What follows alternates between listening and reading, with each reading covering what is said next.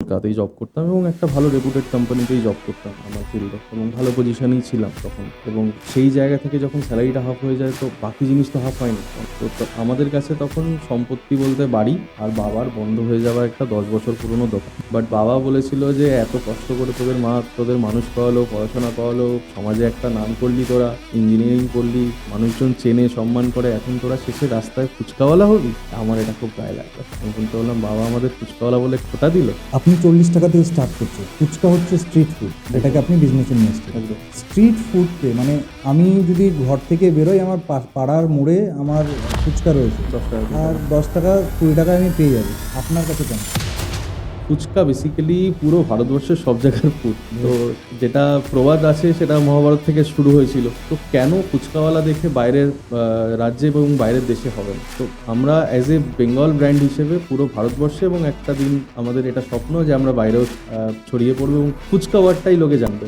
যে বিজনেসে হেডেক বেশি সেই বিজনেসে ইন্টারেস্ট বেশি, প্রফিট বেশি, সব কিছু বেশি। না, রেসিপি আমরা শেয়ার করছি ঠিকই, কিন্তু কিছু আইটেম আছে যেগুলো আমাদের ইনহাউস তৈরি হয়। এবার আমার কাছে 10টা লোক আছে, 10 জনের পকেটে সেম খরচার বাজেট নেই। কেউ বলবে আমার কাছে 10 লাখ বাজেট আছে, কেউ বলবে 5 লাখ, কেউ বলবে 3 লাখ। তো ওই জন্য আমরা পুরো জিনিসটা তাদের ওপর ছেড়েছি।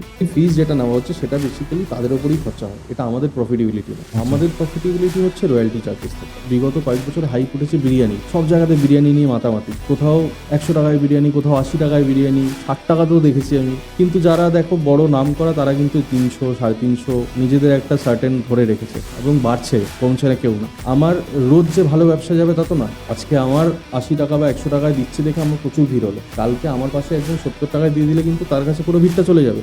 যে ফেলিয়ার বা ওই চ্যালেঞ্জ, এই জিনিসটা ইম্পর্টেন্ট। যতক্ষণ না একটা মানুষ ফেল করছে বা চ্যালেঞ্জ আসছে তার জীবনে, সে সেই সাকসেসটা দেখতে পাবে না। ফেলিয়ার বা চ্যালেঞ্জ ছাড়া যে সাকসেস পাওয়া, সেটাকে জাস্ট কিছু দিনের সাকসেস বলা হয়, লং টার্মের জন্য সাকসেস হতে পারে না।